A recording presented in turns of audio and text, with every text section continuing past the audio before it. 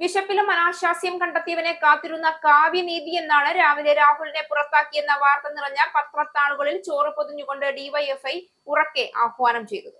അന്നു മുതൽ ഡിവൈഎഫ്ഐ പ്രവർത്തകർ കാത്തുവച്ചിരുന്ന മറുപടിക്ക് ഇന്ന് കാലം ഇപ്പോൾ ഏറ്റവും അനിവാര്യമായിടത്ത് ഉത്തരം മുട്ടി രാഹുലിനെ എത്തിച്ചിരിക്കുകയാണ്.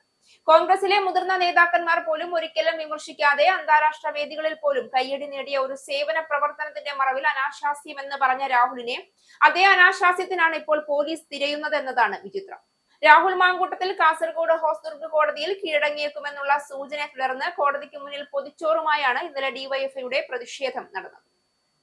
ആശുപത്രികളിൽ സൗജന്യമായി പൊതിച്ചോറ് വിതരണം ചെയ്യുന്ന ഡിവൈഎഫ്ഐയുടെ ഹൃദയപൂർവ്വം പദ്ധതിയെ രാഹുൽ അപമാനിച്ചിരുന്നു. അനാശാസ്യം എന്ന് വിളിച്ചാണ് രാഹുൽ ഹൃദയപൂർവ്വം പദ്ധതിയെ ആക്ഷേപിച്ചത്. പ്രതിഷേധ സൂചകമായി രാഹുൽ മാങ്കൂട്ടത്തിലിന് പൊതിച്ചോറ് കൈമാറുമെന്ന് ഡിവൈഎഫ്ഐ പ്രവർത്തകർ മാധ്യമങ്ങളോട് പ്രതികരിച്ചു. കേരളത്തിലെ ആശുപത്രികളിലായി ദിവസേന 47,000 പൊതിച്ചോറുകളാണ് സംഘടന വിതരണം ചെയ്യുന്നതെന്നും അതിനെ അനാശാസ്യമെന്ന് രാഹുൽ വിശേഷിപ്പിച്ച് അപമാനിച്ചതായും അവർ കൂട്ടിച്ചേർത്തു. അതിനെതിരെയുള്ള പ്രതിഷേധത്തിന്റെ ഭാഗമായി രാഹുൽ മാങ്കൂട്ടത്തിൽ പട്ടിണി കിടക്കേണ്ടി വരില്ല, ഡിവൈഎഫ്ഐ പൊതിച്ചോറ് കൊടുക്കുമെന്ന് ഇവിടെ പ്രഖ്യാപിക്കുന്നതായും പ്രവർത്തകർ പറഞ്ഞു. കാസർഗോഡ് വെച്ച് തന്നെയാണ് രാഹുൽ ഹൃദയപൂർവ്വം പദ്ധതിയെ ആക്ഷേപിച്ചത്.